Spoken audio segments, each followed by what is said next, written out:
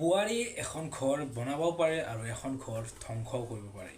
মাহঁত আৰু তোমাৰ মাজত কাজিয়াৰ সূত্ৰপাত মোৰ বাবেই হ'ল। দুহিতাৰ আজিৰ ধাৰাবাহিকখনত কি হ'ব সেয়া মই এই ভিডিঅ'টোৰ জৰিয়তে ক'বলৈ ওলাইছোঁ। নমস্কাৰ, স্বাগতম জনাইছোঁ আপোনাক মোৰ চেনেললৈ। অন্তৰাই অনুৰাগক এনেদৰে পাগল কৰি পেলাইছে যে অনুৰাগে নিজৰ মাক দেউতাকৰ মৰম চেনেহ যি আদৰ বা সন্মান কৰিব লাগে সেইটো কথাও পাহৰি গৈছে। হয়, বোৱাৰী এগৰাকীয়ে নিজৰ ঘৰখন ধ্বংসও কৰিব পাৰে বা সৃষ্টিও কৰিব পাৰে।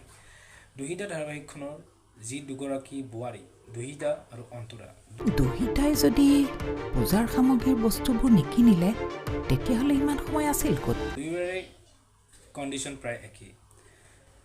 দুহিতাই শিৱমক লগ কৰিছে আৰু সেই কথাটো শাহুৱেকে গম পাব এতিয়া। আৰু বিকিয়ে দুহিতাক ক'ব যে কিবা যদি কথা থাকে তেতিয়াহ'লে তাৰ পৰা একো লুকাব নালাগে। মোৰ কথা শুনিবা, মোক তুমি সকলো কথাই খুলি ক'বা, যাতে মই আনৰ পৰা একো শুনিবলগীয়া নহয়।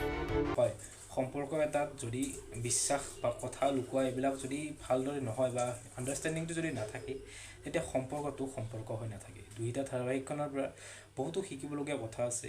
আজিৰ খণ্ডটোত আমি এয়াই দেখা পাম যে শহুৰেকে আৰু শাহুৱেকে দুই ভাবিব যে দুহিতা যদি মন্দিৰৰ সামগ্ৰীখিনি অনাই নাই তেতিয়াহ'লে ইমান টাইম আছিল ক'ত, আৰু গম পাব যে দুহিতাই শিৱমক লগ কৰিব গৈছে। আৰু সেই কথাটো বিকি গম পালে কেনেকুৱা ৰিয়েকশ্যন দিয়ে আহি থকা খণ্ডকেইটাত আমি দেখা পাম।